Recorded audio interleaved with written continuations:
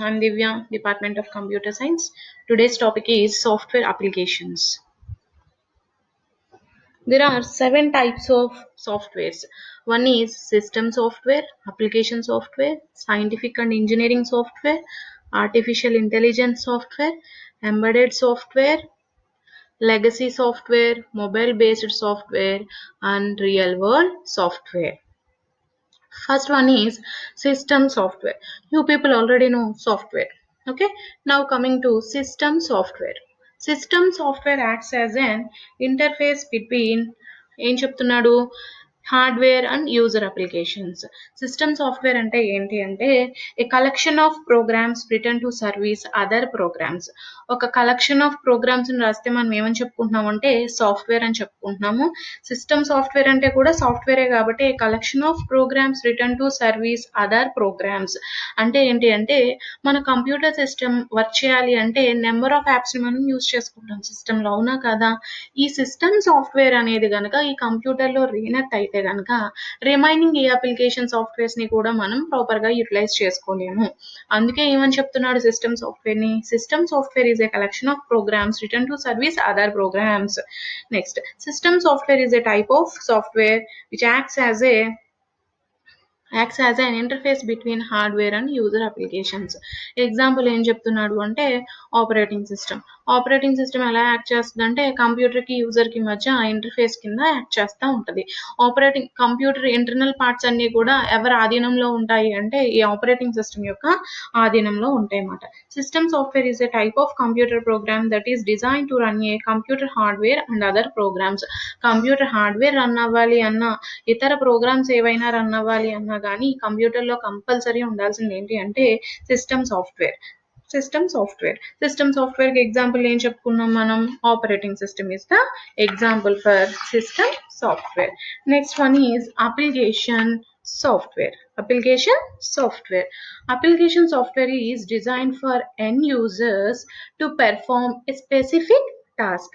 ఎందుకు యూజ్ చేసుకుంటారు ఈ అప్లికేషన్ సాఫ్ట్వేర్ అంటే పర్టికులర్ గా ఏదైనా ఒక వర్క్ ని పెర్ఫామ్ చేసుకోవడం కోసం మనం ఏం డిజైన్ చేసుకుంటున్నాం అంటే ఈ అప్లికేషన్ సాఫ్ట్వేర్ అనేది డెవలప్ చేసుకుంటున్నాం అన్నమాట. There are so many application softwares are available because the range of task that can be performed with a modern computer is so large. ఏం జరుగుతుందంటే టుడేస్ వరల్డ్ లో ఇప్పుడు నేను ఒక బిజినెస్ స్టార్ట్ చేసుకున్నాను, నువ్వు ఒక బిజినెస్ స్టార్ట్ చేసుకున్నావు అనుకో, నేను ఒక యాప్ ని క్రియేట్ చేసుకుంటున్నాను, నువ్వు ఒక యాప్ ని క్రియేట్ చేసుకుంటున్నావు. Range of task that can be perform with a modern computer is so large. పెరిగిపోతా ఉంది, కంప్యూటర్ పెర్ఫార్మ్ చేయాల్సిన టాస్క్ పెరిగిపోతా ఉంది కాబట్టి ఏం జరుగుతుంది, అప్లికేషన్ సాఫ్ట్వేర్స్ కూడా పెరిగిపోతున్నాయి కాబట్టి ఏం జరుగుతుంది అంటే కంప్యూటర్ పెర్ఫార్మ్ చేయాల్సిన టాస్క్లు కూడా ఆటోమేటిక్ గా ఇంక్రీజ్ అయిపోతున్నాయి అన్నమాట. ఇప్పుడు మనం ఏం చేస్తున్నాం, ఇప్పుడు ఎక్కడ ఎవరైనా కానీ ఏం చేస్తున్నారంటే ఇప్పుడు నువ్వు ఒక ఆన్లైన్ బిజినెస్ స్టార్ట్ చేసుకున్నావు అనుకో, నువ్వు ఒక యాప్ ని క్రియేట్ చేసుకున్నావు. ఇప్పుడు చూడు వైనాట్ ఉంది మన తణుకులో, వైనాట్ వాళ్ళకి ఒక యాప్ ఉంది. అలా నెంబర్ ఆఫ్ బిజినెస్ మ్యాన్స్ ఉంటారు మన తణుకు సొసైటీలో. వాళ్ళు ఏం చేస్తున్నారంటే నెంబర్ ఆఫ్ అప్లికేషన్ సాఫ్ట్వేర్స్ ని డెవలప్ చేసేసుకొని అప్లికేషన్ సాఫ్ట్వేర్ ద్వారా ఏం చేస్తున్నారంటే ఆన్లైన్ లో వాళ్ళ సర్వీసెస్ ని ప్రొవైడ్ చేసేస్తున్నారు అనమాట. అప్లికేషన్ సాఫ్ట్వేర్ అంటే ఎవరైనా కానీ డెవలప్ చేసుకోవచ్చు. ఒక పర్పస్ కి మాత్రమే అప్లికేషన్ సాఫ్ట్వేర్ ని మనం యూజ్ చేసుకుంటాం అన్నమాట.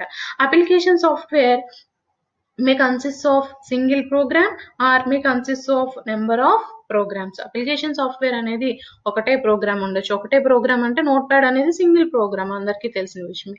అదే మనం అప్లికేషన్ సాఫ్ట్వేర్ ని మళ్ళీ ఎలా చెప్పుకుంటున్నాం, application software may consist of number of programs అని చెప్పుకుంటున్నాం. ఎంఎస్ ఆఫీస్ సూటే తీసుకున్నాం అనుకోండి, అందులో ఎన్ని ప్రోగ్రామ్స్ ఉంటున్నాయి, మనం ఎన్ని ప్రోగ్రామ్స్ ని డెవలప్ చేసుకోగలుగుతున్నాము, ఎన్ని సర్వీసెస్ ని యూజ్ చేసుకుంటున్నాం, వర్డ్ సర్వీస్ ని యూజ్ చేసుకుంటున్నాం, పవర్ పాయింట్ సర్వీస్ ని యూజ్ చేసుకుంటున్నాం, ఎక్సెల్ సర్వీస్ ని యూజ్ చేసుకుంటున్నాం. ఇలా నెంబర్ ఆఫ్ ప్రోగ్రామ్స్ ని మనం యూజ్ చేసుకుంటున్నాం అన్నమాట. అందుకే ఏం చెప్పుకుంటున్నాడు, అప్లికేషన్ ప్రోగ్రామ్ అనేది సింగిల్ ప్రోగ్రామ్ అయినా అవ్వచ్చు, లేదంటే కలెక్షన్ ఆఫ్ ప్రోగ్రామ్స్ అయినా అనొచ్చు. నెక్స్ట్ వచ్చి engineering and scientific software.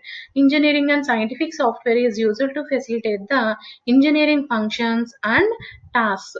Engineering functions ని టాస్క్ ని పెర్ఫార్మ్ చేయడానికి యూజ్ చేసే సాఫ్ట్వేర్ ఏమంటాము అంటే మనం ఇంజనీరింగ్ అండ్ సైంటిఫిక్ సాఫ్ట్వేర్ అని అంటాం. ఎగ్జాంపుల్ ఏంటి అంటే క్యాడ్ అంటే మీకు అందరికీ తెలిసిన సాఫ్ట్వేరే, computer aided design. Because CAD means computer aided design program which is used in engineering drawing. Engineering చదివే వాళ్ళకి ఇది బాగా తెలుస్తుంది, ఎందుకంటే వాళ్ళకి ఇంజనీరింగ్ డ్రాయింగ్ అనే ఒక సబ్జెక్ట్ ఉంటుంది. ఆ సబ్జెక్ట్ లో క్యాడ్ ని యూస్ చేసుకుంటారు. ఇప్పుడు సివిల్ ఇంజనీర్స్ ఉన్నారనుకోండి, వాళ్ళు మెయిన్ గా ఏం యూస్ చేసుకుంటారంటే క్యాడ్ అనే సాఫ్ట్వేర్ ని యూస్ చేసుకుంటూ ఉంటారు అనమాట. ఇంజనీరింగ్ టాస్క్ ఏవి పెర్ఫామ్ చేయాలి అన్న క్యాడ్ ని యూస్ చేసుకుంటారు. Engineering and scientific software is generally used in engineering offices, research offices and test laboratories. Testing laboratories ఉంటాయి అక్కడ కానీ, లేదు అంటే ఆఫీసెస్ లో కానీ, రీసెర్చ్ పర్పస్ లో కానీ మెయిన్ గా ఏం యూస్ చేస్తారంటే ఈ సైంటిఫిక్ సాఫ్ట్వేర్స్ ని యూస్ చేసుకుంటూ ఉంటారన్నమాట. This type of software mainly used to solve complex mathematical programs. ఎప్పుడైతే మనం సైంటిఫిక్ పర్పస్ కి యూస్ చేసుకుంటున్నామో ఒక సాఫ్ట్వేర్ ని, అంటే అది వెరీ వెరీ ఎఫిషియెంట్ సాఫ్ట్వేర్ అని మనం అర్థం చేసుకోవాలి. ఎందుకంటే సైన్స్ మీద రీసెర్చ్ చేస్తున్న వాళ్ళే సాఫ్ట్వేర్ ని యూస్ చేసుకుంటున్నారు అంటే, ఈ సాఫ్ట్వేర్ ని మెయిన్ గా ఎందుకు యూస్ చేసుకుంటారు అంటే ఏవైనా కాంప్లెక్స్ ప్రాబ్లమ్స్ ని సాల్వ్ చేసుకోవడం కోసం ఏం యూస్ చేసుకుంటారంటే ఈ సైంటిఫిక్ అండ్ ఇంజనీరింగ్ సాఫ్ట్వేర్ ని యూస్ చేసుకుంటూ ఉంటారు అనమాట. Next software is embedded software. Embedded software means embedded softwares reside in Rome. మనకి రోమ్ అని మీకు తెలుసు మెమరీ. ర్యామ్ అంటే ఏంటి అంటే ర్యాండమ్ యాక్సెస్ మెమరీ అనుకుంటాం. రోమ్ అంటే ఏంటి అంటే read only memory. Embedded software అనేది ఎప్పుడు కూడా ఎక్కడ స్టోర్ అవుతుంది అంటే రోమ్ లో స్టోర్ అవుతుంది అనమాట. రోమ్ ని ఏమంటాం మనం? Read only memory. Embedded software provides limited functionality. దీని ఫంక్షనాలిటీ ఎప్పుడు లిమిటెడ్ గా ఉంటుంది. మనం ఎక్కువ ఎక్స్టెండ్ లో ఈ ఎంబెడెడ్ సాఫ్ట్వేర్ ని యూస్ చేసుకోలేము. ఓకే, అలా మనం యూస్ చేసుకునే ఏమున్నాయి అంటే డైలీ మనం వాషింగ్ మెషిన్స్ యూస్ చేసుకుంటాం, ఏసీస్ యూస్ చేసుకుంటాం, మైక్రోవేవ్ ఓవెన్స్ యూస్ చేసుకుంటాం. బట్ ఫంక్షనాలిటీ ఎలా ఉంటుంది? తక్కువగా ఉంటుంది. మైక్రోవేవ్ ఓవెన్ అనుకోండి, ఎందుకు యూస్ చేసుకుంటాం? హీట్ చేసుకోవడానికి యూస్ చేసుకుంటాం. బేక్ చేసుకున్నా ఏం చేసినా కానీ హీటింగ్ పర్పస్ కి యూస్ చేసుకుంటాం. సో టెంపరేచర్ అయితే ఐదర్ ఇంక్రీజ్ చేసుకుంటున్నాం, మనం డిక్రీజ్ చేసుకుంటాం. ఫంక్షనాలిటీ అనేది ఎలా ఉంది? Increasing are decreasing. ఫంక్షనాలిటీ ఏం పెద్ద పెర్ఫామ్ చేసే ఫంక్షనాలిటీస్ ఏమీ లేవు. సో అలాంటి సాఫ్ట్వేర్ ఏమంటాము అంటే మనం ఎంబెడెడ్ సాఫ్ట్వేర్ అంటాం. ఈ ఎంబెడెడ్ సాఫ్ట్వేర్ ని మెయిన్ గా మనం ఎక్కడెక్కడ యూస్ చేసుకుంటున్నాం అంటే వాషింగ్ మెషిన్స్ లోని, ఏసీస్ లోని, మైక్రోవేవ్ ఓవెన్స్ లోని యూస్ చేసుకుంటున్నాం అన్నమాట. Next software is artificial intelligence software. This software uses human intelligence in devices. Devices లో ఏం చేస్తారు అంటే హ్యూమన్ ఇంటెలిజెన్స్ ని ఇంట్రడ్యూస్ చేస్తారన్నమాట. దాన్ని ఏమంటాము అంటే ఆర్టిఫిషియల్ ఇంటెలిజెన్స్. ఒక మనిషి ఏ రకంగా అయితే వర్క్ చేస్తాడో అదే రకంగా ఈ ఆర్టిఫిషియల్ ఇంటెలిజెన్స్ అనేది వర్క్ అవుతూ ఉంటది. It uses a structure as close as to human brain. Human brain కి ఎలా అయితే ఏ విధంగా అయితే ఆలోచిస్తాడో ఆ స్ట్రక్చర్ కి రిలేటెడ్ గా ఏముంటది అంటే ఈ ఆర్టిఫిషియల్ సాఫ్ట్వేర్ అనేది ఉంటదన్నమాట. This software mainly used in pattern recognition, both voice and image. ఇది వచ్చి మెయిన్ గా ఏంటి అంటే మనం ప్యాటర్న్స్ యూజ్ చేసుకుంటూ ఉంటాం. మొబైల్స్ తీసుకున్నప్పుడు ప్యాటర్న్స్ రికగ్నిషన్, లేదు అంటే రోబోటిక్స్ లోని మెయిన్ గా ఏం చేస్తారు అంటే ఈ ఆర్టిఫిషియల్ ఇంటెలిజెన్స్ సాఫ్ట్వేర్ ని యూజ్ చేస్తారనమాట. Next software is legacy software. Very old and traditional softwares comes under legacy software. Very old software and traditional softwares ని మనం ఏమంటాము అంటే లెగసీ సాఫ్ట్వేర్ అంటామన్నమాట. This kind of software change from time to time change అయిపోతుంది కాబట్టి మనం ఏమని చెప్తున్నాం, దాన్ని మనం వెరీ ఓల్డ్ అని చెప్తున్నాం. ఇప్పుడు టైం చేంజ్ అయిపోయింది కాబట్టి ఓల్డ్ సాఫ్ట్వేర్ అంటున్నాం. ఇప్పుడు న్యూ సాఫ్ట్వేర్ వచ్చింది అనుకోండి, దాన్ని ఓల్డ్ సాఫ్ట్వేర్ అంటాం. అలాంటి సాఫ్ట్వేర్స్ ని ఏమంటాము అంటే లెగసీ సాఫ్ట్వేర్ అంటాము. ఈ లెగసీ సాఫ్ట్వేర్ అనేది ఏమవుతుంది అంటే టైం టు టైం చేంజ్ అయిపోతా ఉంటుంది అనమాట. నెక్స్ట్ వచ్చి వెబ్ బేస్డ్ సాఫ్ట్వేర్. ఇప్పుడు మనం ప్రతి సాఫ్ట్వేర్ ని మనకి వెబ్ లేకుండా మనం మొబైల్ ఉండట్లేదు, మన సిస్టమ్ కి కూడా మనం ఏం చేసేస్తున్నాం అంటే వైఫైతో కనెక్ట్ చేసేసుకుంటున్నాం. కాబట్టి మనం ఈజీగా ఏం చేసేసుకుంటున్నాం అంటే వెబ్ బేస్డ్ సాఫ్ట్వేర్ అన్నిటిని కూడా మనం ఈజీగా యూస్ చేసేసుకుంటున్నాం అనమాట. The software which is working through browser is called web based software. మనం సిస్టమ్ ని తీసుకున్నాము అనుకోండి, సిస్టమ్ లో మనం ఏ ఆన్లైన్ బేస్డ్ అప్లికేషన్ యూస్ చేయాలి అన్నా కానీ ఆ అప్లికేషన్స్ అన్ని కూడా మనం బ్రౌజర్ లో మాత్రమే ఓపెన్ చేసుకుంటాం, అవునా కదా? బ్రౌజర్ లో ఓపెన్ చేసుకుని ఫేస్బుక్ అవ్వచ్చు, లింక్డ్ఇన్ అవ్వచ్చు, ఏదైనా కానీ మనం ఏం చేస్తాము అంటే ట్విట్టర్ అవ్వచ్చు, ఏదైనా కానీ మనం ఏం చేస్తాము బ్రౌజర్ ద్వారా మాత్రమే ఓపెన్ చేసుకుంటాం. అదే మనం మొబైల్ తీసుకున్నాం అనుకోండి, అప్లికేషన్ డౌన్లోడ్ చేసేసుకుంటాం డైరెక్ట్ గా ఫేస్బుక్ అప్లికేషన్ నుంచి ఏం చేస్తాము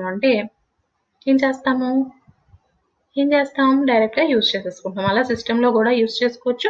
కానీ మనం ఎలా యూజ్ చేసుకుంటున్నాము అంటే బ్రౌజర్ ద్వారా మ్యాక్సిమం టాస్క్ అనేది కంప్లీట్ చేసుకుంటాం అన్నమాట. ఇప్పుడు జీమెయిల్ అప్లికేషనే ఉంది, వెంటనే మనకు తెలిసిన బ్రౌజర్ ఏంటి, గూగుల్ క్రోమ్ని ఓపెన్ చేసేస్తాం.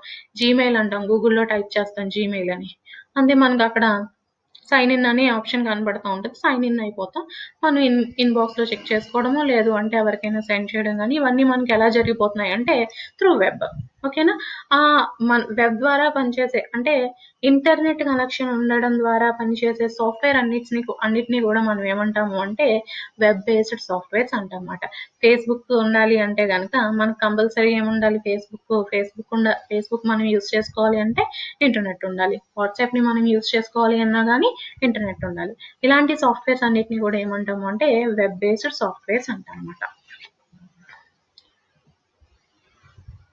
Next topic is a layer technology. Software engineering comprises of a set of methods, tools, process, and quality focus. Software engineering comprises of a process, set of methods, tool for managing and developing a software. ఒక సాఫ్ట్వేర్ని మనం develop చేయాలి అంటే కనుక software engineering వేటిని use చేసుకుంటుంది అంటే ప్రాసెస్ని యూజ్ చేసుకుంటుంది, మెథడ్స్ని యూజ్ చేసుకుంటుంది, టూల్స్ని యూజ్ చేసుకుంటుంది అనమాట. Software engineering is called a layer technology because we follow step by step process. ఇక్కడ ఎలా ఫాలో అవుతామంటే స్టెప్ బై స్టెప్ ఫాలో అవుతూ ఉంటాం కాబట్టి దీన్ని ఏమంటున్నాము అంటే లేయర్ టెక్నాలజీ అంటాం. సాఫ్ట్వేర్ ఇంజనీరింగ్ ఏమంటాం మనం, లేయర్ టెక్నాలజీ అని కాల్ చేస్తాం. ఈ లేయర్లో మొత్తం ఎన్ని ఉన్నాయి అంటే 4 సెగ్మెంట్స్ ఉన్నాయి. Tools, methods, process and quality focus. One layer get finished then only move to next layer. ఈ లేయర్ ఏదైతే ఉందో ఈ లేయర్ టాస్క్ కంప్లీట్ అయిన తర్వాత మాత్రమే నెక్స్ట్ లేయర్కి మూవ్ అవుతాం. ఈ లేయర్ టాస్క్ కంప్లీట్ అయిన తర్వాత నెక్స్ట్ లేయర్కి మూవ్ అవుతాం. ఈ లేయర్ టాస్క్ కంప్లీట్ అయిన తర్వాత నెక్స్ట్ లేయర్కి మూవ్ అవుతూ ఉంటాం.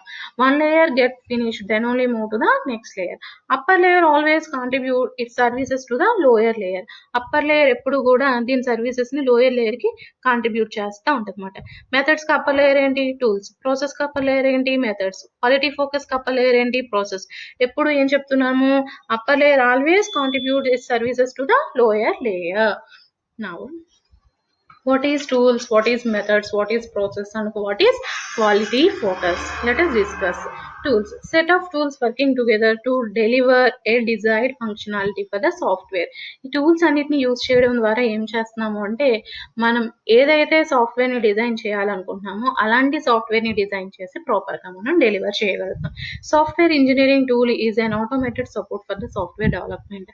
టూల్స్ అంటే ఏంటి అంటే మనం ఒక వర్క్ని చేయాలనుకున్నప్పుడు ఆ టూల్స్ని యూజ్ చేసాము అంటే కనుక మన వర్క్ అనేది హాఫ్ తగ్గిపోతుంది అనమాట.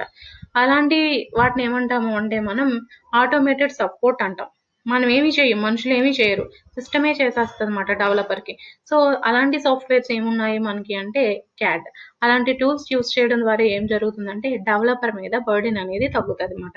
అంటే అన్ని డెవలపర్ చేయకుండా టూల్స్ కూడా ఏం చేస్తాయంటే ఆటోమేటిక్గా సపోర్టింగ్ ఇస్తూ ఉంటాయి. కాబట్టి ఏం జరుగుతుంది, డెవలప్ చేయాల్సిన సాఫ్ట్వేర్ని ఈజీగా డెవలప్ చేయగలుగుతాడు.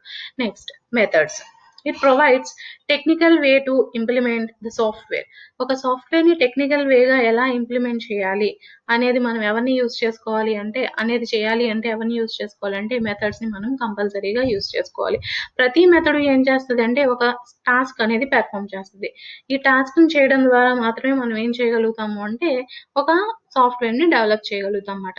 సాఫ్ట్వేర్ అనేది టాస్క్ పెర్ఫామ్ చేయలేదు అనుకోండి, మనకు ఆ సాఫ్ట్వేర్ వల్ల ఉపయోగమే లేదు. ఈ మెథడ్స్ని యూజ్ చేయడం వల్ల ఏమవుతుందంటే సాఫ్ట్వేర్ అనేది నెంబర్ ఆఫ్ టాస్క్స్ని పెర్ఫామ్ చేస్తుంది అనమాట.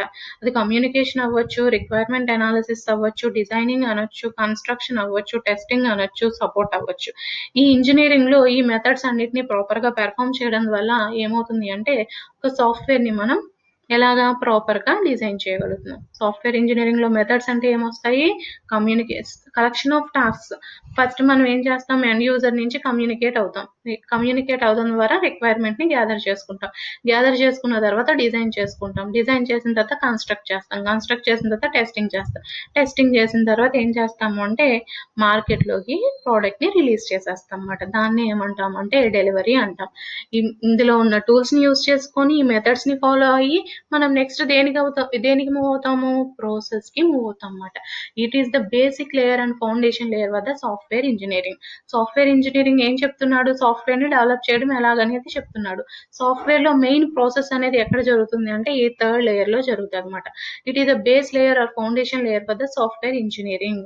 In process layer set of actions and activities to be performed for developing a software product on time. ఒక సాఫ్ట్వేర్ ప్రోడక్ట్ ని ఆన్ టైమ్ లో డెలివరీ చేయడానికి కావాల్సిన యాక్షన్స్, యాక్టివిటీస్ అన్ని కూడా మనం ఎక్కడ పెర్ఫామ్ చేస్తాము అంటే ఈ ప్రాసెస్ లేయర్ లో పెర్ఫామ్ చేస్తాం అన్నమాట. పెర్ఫామ్ చేసేసిన తర్వాత నెక్స్ట్ ఏం చేస్తాం, క్వాలిటీ ఎలా ఉందా అని చెక్ చేసుకుంటాం. ఈ క్వాలిటీ అనేది క్వాలిటీ ఫోకస్ అనేది ఎలా ఉంటది అంటే కస్టమర్ వ్యూలో ఒకలాగా ఉంటది క్వాలిటీ ఫోకస్ అనేది, డెవలపర్ వ్యూలో క్వాలిటీ ఫోకస్ అనేది ఒకలా ఉంటది. కస్టమర్ పాయింట్ ఆఫ్ వ్యూలో క్వాలిటీ అంటే ఏంటి అంటే ప్రోడక్ట్ అనేది రిలయబుల్ గా ఉందా, ఎఫిషియెంట్ గా వర్క్ చేస్తుందా, ఈ రెండు ఉంటే కనుక మంచి క్వాలిటీ ప్రోడక్ట్ అని చెప్పేస్తాడు కస్టమర్ అనేవాడు. డెవలపర్ పాయింట్ ఆఫ్ వ్యూకి వచ్చేటప్పటికి క్వాలిటీ ఫోకస్ అనేది ఏంటి అంటే మనం ప్రాపర్ గా మెయింటైన్ చేయగలుగుతామా, రీయూజ్ చేసుకోగలుగుతామా, ఆ సాఫ్ట్వేర్ రొబస్టిక్ గా ఉంటుందా లేదా అనేది డెవలపర్ పాయింట్ ఆఫ్ వ్యూలో డెవలపర్ అనుకుంటూ ఉంటాడు అనమాట. ఈ మెయింటైనబిలిటీ, రీయూజబిలిటీ, రొబస్ట్నెస్ ఇవన్నీ ఒక సాఫ్ట్వేర్ ఉంటే గనక మనం ఏం చెప్పుకోవచ్చు అంటే ఆ సాఫ్ట్వేర్ ని క్వాలిటీ ప్రోడక్ట్ అని చెప్పుకోవచ్చు అనమాట. ఏ సాఫ్ట్వేర్ లో అయినా కానీ క్వాలిటీ అనేది వెరీ ఇంపార్టెంట్. క్వాలిటీగా ఉంటేనే మనం ఏదైతే ప్రోడక్ట్ ని డెవలప్ చేసామో సాఫ్ట్వేర్ ప్రోడక్ట్, ఆ ప్రోడక్ట్ అనేది మార్కెట్ లో రిలీజ్ చేయగానే దానికి మంచి డిమాండ్ అనేది ఉంటుంది మార్కెట్ లో. ఓకేనా. Next topic is software process. దీన్ని ఏమనొచ్చు అంటే జెనరిక్ సాఫ్ట్వేర్ ఫ్రేమ్వర్క్ అని కూడా అనొచ్చు. A software process is a collection of various activities. There are 5 generic process framework activities. One is communication, planning, modeling, construction and deployment. First phase is communication. The software development starts with the communication between customer and developer to know the requirements. ఈ requirements ఏం జరుగుతుంది అంటే first of all ఏం జరుగుతుంది, ఒక customer అనేవాడు developer దగ్గరికి రాగానే వాళ్ళిద్దరి మధ్య ఇంటరాక్షన్ జరుగుతుంది. ఇంటరాక్షన్ జరిగినప్పుడు ఏం తెలుసుకుంటాడు అంటే ఒక సాఫ్ట్వేర్ ని డెవలప్ చేయడానికి యూజర్ ఏవేం రిక్వైర్మెంట్స్ ఉన్నాయి యూజర్ కి అనేది తెలుసుకుంటాడు అనమాట. దాన్ని ఆ ఫేజ్ ని ఏమంటాము అంటే మనం కమ్యూనికేషన్ అంటాం. Next planning. Planning consist of complete estimation scheduling for the project.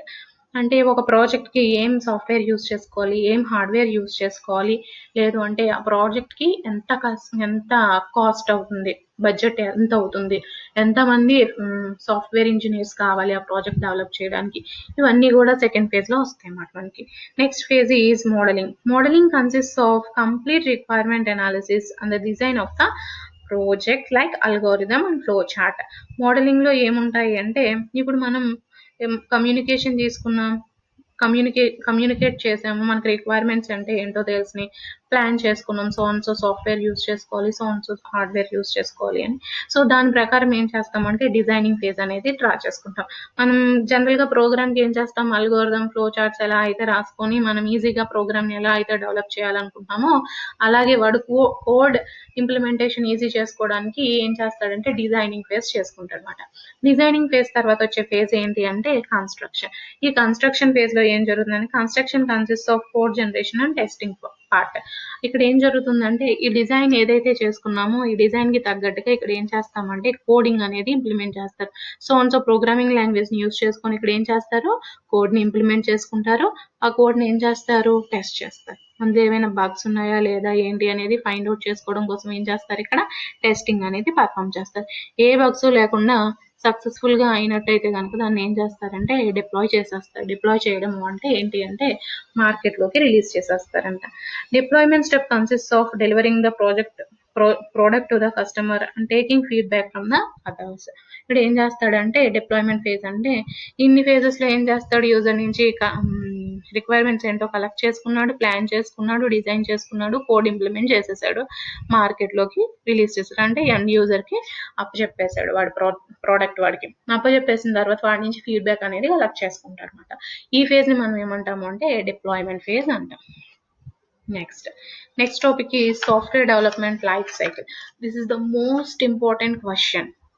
Compulsory మనం ఈ క్వశ్చన్ 10 మార్క్స్ లో అడుగుతాడు అమ్మా, ఎస్ఏ క్వశ్చన్ ఫస్ట్ యూనిట్ లో. బాగా చదువుకోండి.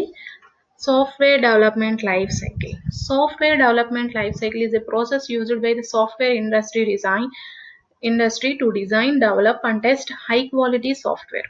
హై క్వాలిటీ సాఫ్ట్వేర్ని మనం ప్రొడ్యూస్ చేయడం కోసం మనం ఏం యూస్ చేసుకుంటాము అంటే ఈ సాఫ్ట్వేర్ డెవలప్మెంట్ లైఫ్ సైకిల్ని యూస్ చేసుకొని మనం ఏం చేస్తాము అంటే డిజైన్ చేసుకొని డెవలప్ చేసుకొని టెస్ట్ చేసి హై క్వాలిటీ సాఫ్ట్వేర్ని మనం ప్రొడ్యూస్ చేసుకుంటాం అన్నమాట. SDLC AIIMS to produce high quality software in లో బడ్జెట్. మనం సాఫ్ట్వేర్ని డిజైన్ చేసేస్తాం. డిజైన్ చేసేసిన తర్వాత అది ఎప్పుడు కూడా ఎలా ఉండాలి, యూజర్ కొనుక్కునేటట్టు ఉండాలి. మనం ఏ సాఫ్ట్వేర్ని డిజైన్ చేసి మార్కెట్లోకి రిలీజ్ చేసినా కానీ యూజర్ కొనుక్కునేటట్టు లేకపోతే కనుక సాఫ్ట్వేర్ మనకి అది ఏమవుతుంది, పెద్ద డిజాస్టర్ అవుతుంది. అది ఎలా అయితే మూవీని ఎవరు చూడలేదు అనుకోండి, ఫ్లాప్ అయింది అనుకోండి మూవీ, ఎలా అయితే ఫ్లాప్ అని చెప్పేస్తాడు, ఇక్కడ కూడా సాఫ్ట్వేర్ అనేది ఎవరు కొనుక్కోలేదు అనుకోండి, అది డిజైన్ చేసినోడికి ఆ కాస్ట్ అంతా వేస్టే కదా. అదే మార్కెట్లో కొనుక్కున్నాడు అనుకోండి, ఎంతో కొంత లాభం వచ్చింది అనుకోండి, సాటిస్ఫై అవుతాడు.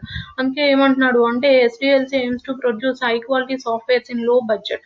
లో బడ్జెట్లో సాఫ్ట్వేర్ని ప్రొడ్యూస్ హై క్వాలిటీలో ఉన్న లో బడ్జెట్ సాఫ్ట్వేర్ని ప్రొడ్యూస్ చేయడం కోసం ఎస్డిఎల్సి ప్రాసెస్ని మనం యూస్ చేసుకుంటాం అన్నమాట. SDLC process leads to the development of the software in a systematic and disciplined manner.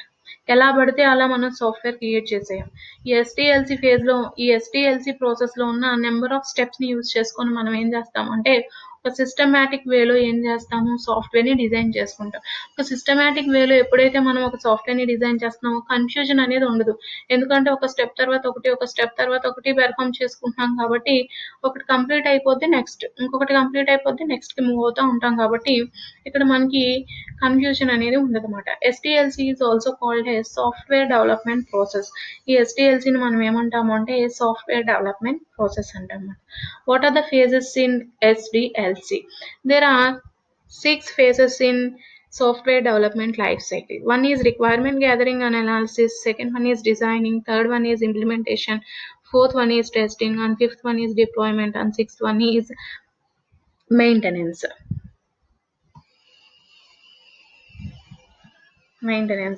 Requirement gathering and analysis. During this phase, all the relevant information is collected from the customer to develop a product as their expectation. Customer ఎలాంటి ప్రోడక్ట్ని expect చేస్తున్నాడు, ఏంటి customer యొక్క requirements, అవన్నీ కూడా ఈ ఫేజ్లో తెలుసుకుంటాడనమాట డెవలపర్ అనేవాడు. Any ambiguities must be clarified in this phase only. ఒకవేళ కస్టమర్కి ఏవైనా డౌట్స్ ఉన్నా కానీ, ఏదైనా కానీ ఆ డౌట్స్ కస్టమర్కి అయ్యి ఉండొచ్చు, ఆ డౌట్స్ అనేవి డెవలపర్కి అయ్యి ఉండొచ్చు. వాళ్ళ డౌట్స్ అన్ని కూడా ఇక్కడ క్లారిఫై చేసేసుకుంటారు అనమాట. Project manager set up a meeting with the customer to gather all the information like what the customer wants, who will be the end user, what is the purpose of the project. అసలు customer అనేవాడు ఏం కావాలనుకుంటున్నాడు, customer అనేవాడు ఎవడు అంటే ఏంటి అంటే వాడు ఏ రకమైన ఆర్గనైజేషన్ కోసం ఈ సాఫ్ట్వేర్ని డెవలప్ చేయించుకుంటున్నాడు, అది మోస్ట్ ఇంపార్టెంట్. ఇప్పుడు అన్నీ తెలిసిన వాడు కావాలి అంటే కనుక వాడికి హై టెక్నికల్ సాఫ్ట్వేర్ని ప్రొడ్యూస్ చేయాలి. అసలు వాడికి సాఫ్ట్వేర్ అంటే ఏంటో తెలియదు, కానీ వాడికి సాఫ్ట్వేర్ కావాలి అని మన దగ్గరికి వచ్చినప్పుడు వాడి తెలివితేటలకు తగ్గట్టుగా సాఫ్ట్వేర్ అనేది డిజైన్ చేసి ఇవ్వాలన్నమాట. అందుకే ఏం చెప్తున్నాడంటే who will be the end user. End user యొక్క వాడిని దృష్టిలో, ఎండ్ యూజర్ని ఎప్పుడు కూడా దృష్టిలో పెట్టుకొని ఏం చేయాలి అంటే సాఫ్ట్వేర్ని డెవలప్ చేసుకోవాలి. Once the requirement gathering is done and analysis is done to check the feasibility of the development of a product. ఒక్కసారి రిక్వైర్మెంట్ అంటే యూజర్కి కావాల్సిన రిక్వైర్మెంట్స్ ఏంటి, ఎక్స్పెక్టేషన్స్ ఏంటి, ఇవన్నీ తెలిసిపోయిన తర్వాత ఫీజబిలిటీ అనేది చెక్ చేసుకోవాలి. జనరల్గా ఇది ఫీజబిలిటీ స్టడీ అనేది ఈ రిక్వైర్మెంట్ తర్వాత వస్తుంది. ఫీజబిలిటీ అనేది నేను ఇందులోనే చెప్పేస్తున్నాను. ఫీజబిలిటీ అంటే ఏంటి అంటే అసలు ఈ ప్రోడక్ట్ని డెవలప్ చేయగలమా చెక్ చేసుకుంటారు అనమాట. యూజర్ చెప్పిన రిక్వైర్మెంట్స్, ఎండ్ యూజర్ ఇచ్చిన రిక్వైర్మెంట్స్ ఏవైతే ఉన్నాయో ఆ ఎండ్ యూజర్ ఇచ్చిన రిక్వైర్మెంట్స్కి మనం ప్రాజెక్ట్ని డెవలప్ చేయగలమా లేదా, డెవలప్ చేసిన తర్వాత అది సక్సెస్ అవుతుందా లేదా, అంటే ఏంటి అంటే వర్క్ అవుతుందా లేదా ప్రాపర్గా, ఇవన్నీ కూడా చెక్ చేసుకుంటారు. ఈ ఫేజ్ని ఏమంటారు అంటే ఫీజబిలిటీ ఫేజ్ అంటారన్నమాట. ఫీజబిలిటీ చెక్ చేసుకున్న తర్వాత once the requirements are clearly understood then ఏం ప్రిపేర్ చేసుకుంటారు అంటే ఎనాలిసిస్ ఫేజ్. ఏం ప్రిపేర్ చేస్తారు ఇక్కడ అంటే ఎస్ఆర్ఎస్ డాక్యుమెంట్ని ప్రిపేర్ చేసుకుంటారు అనమాట. అంటే ఏంటి అంటే software requirement specification. This document should be thoroughly understood by the developers and also should reviewed by the customer for future reference. ఈ డాక్యుమెంట్ని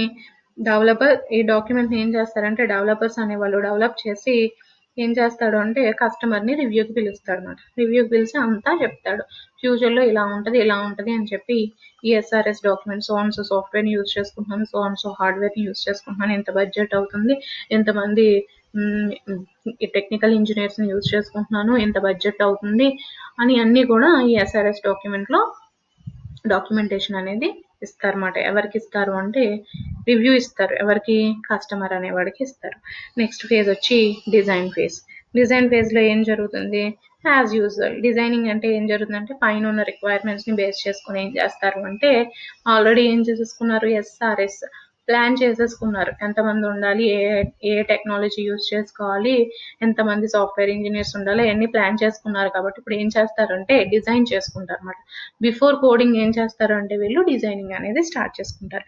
in this phase requirements gathered in the SRS documents is used as the input. ఈ SRS document ని ఈ phase ఏం తీసుకుంటది అంటే input కింద తీసుకొని designing ని డిజైన్ చేస్తుంది. ఎండ్ ప్రోడక్ట్ అనేది ఎలా ఉండాలి ఏంటి అనేది డిజైనింగ్ అనేది పెర్ఫామ్ చేసుకుంటారు. డిజైనింగ్ అయిన తర్వాత ఈ డిజైనింగ్ ని ఇంప్లిమెంటేషన్ ఫేజ్ ఎలా తీసుకుంటది అంటే ఇన్పుట్ కింద తీసుకొని ఈ ఇంప్లిమెంటేషన్ ఫేజ్ లో ఏం జరుగుతుంది అంటే కోడింగ్ అనేది స్టార్ట్ చేస్తారన్నమాట. Software design is translated into ఈ డిజైనింగ్ ఎలా ట్రాన్స్లేట్ చేసుకుంటారంటే కోడింగ్ కింద ట్రాన్స్లేట్ చేసుకుంటారు అనమాట. నెక్స్ట్ వచ్చి కోడింగ్ ఈ ఇంప్లిమెంటేషన్ లో ఏదైతే ఇంప్లిమెంట్ చేసుకున్నారో కోడింగ్ అనేది అంటే పర్టికులర్ లాంగ్వేజ్ యూజ్ చేసి కోడ్ అనేది రాసుకున్నారో ఆ కోడ్ ని టెస్టింగ్ ఫేజ్ కి ఇన్పుట్ గా తీసుకుంటారు అనమాట. ఈ కోడ్ ని టెస్టింగ్ ఫేజ్ లో ఏం చేస్తారంటే చెక్ చేసుకుంటారు, ఏవైనా బగ్స్ ఉన్నాయా లేదా, ప్రాపర్ గా వర్క్ అవుతుందా లేదా, డెవలప్ చేసిన కోడింగ్ అంతా కూడా చెక్ చేసుకున్న తర్వాత ఏం చేస్తారు అంటే ఎవడైతే ఎండ్ యూజర్ ఉన్నాడో వాడికి డిప్లాయ్ చేసేస్తారు. అప్పుడు ఎండ్ యూజర్ నుంచి ఏం చేస్తారు ఫీడ్బ్యాక్ అనేది కలెక్ట్ చేసుకుంటూ ఉంటారు అనమాట. ఫీడ్బ్యాక్ ని కలెక్ట్ చేసుకొని దానికి అనుగుణంగా ఏం చేస్తారు అంటే మెయింటెనెన్స్ అనేది చేస్తారు. ఇక్కడ టెస్టింగ్ ఫేజ్ లో ఏం జరుగుతుంది, testing starts once the coding is complete and the modules are released for testing. ఎప్పుడైతే ఇంప్లిమెంటేషన్ ఫేజ్ లో ఉన్న కోడింగ్ అనేది టెస్టింగ్ కి పంపించారో టెస్టింగ్ లో ఒక్కొక్క మాడ్యూల్ ఏం చేస్తారు అంటే టెస్ట్ చేసేసుకుంటారు. Then deployment. Once the product is tested, it is deployed in the production environment. User acceptance testing is done depending on the customer expectations. ఇక్కడ డిప్లాయ్ చేసే ముందు ఏం చేస్తారంటే కస్టమర్ కి ఒక రివ్యూ ఇస్తారన్నమాట. ఆ ఎక్స్పెక్టేషన్స్ కి రీచ్ అయిందా లేదా, యూజర్ యాక్సెప్ట్ చేస్తే కనుక దాన్ని ఏం చేస్తారు అంటే యూజర్ కి ఇచ్చేస్తాడు అనమాట. యూజర్ కి ఇచ్చేసిన తర్వాత నెక్స్ట్ ఫేజ్ యూజర్ అనేవాడు ఏం చేస్తాడు, దాన్ని యూజ్ చేసుకుంటా ఉంటాడు. యూజ్ చేసుకుంటా ఉన్నప్పుడు next phase is maintenance. After deployment of a product on the production environment, maintenance of the product, that is if any issue comes up and needs to be fixed or any enhancement is to be done is taken care by the developers. అంటే ఏంటి అంటే if any issue comes up, ఇప్పుడు ఏవైనా అందులో ఏదైనా problematic గా ఉన్నా కానీ ఏమైనా కానీ వాటిని ఫిక్స్ చేయాల్సింది ఎవరు అంటే డెవలపరే. ఎందుకంటే డెవలప్ చేసింది ఎవరు, డెవలపరే. కాబట్టి వాడే వాటిని ఏం చేయాలి, ఒకవేళ ఏమైనా ప్రాబ్లమ్స్ వస్తే కనుక ఆ ప్రాబ్లమ్స్ ని సాల్వ్ చేయాలి.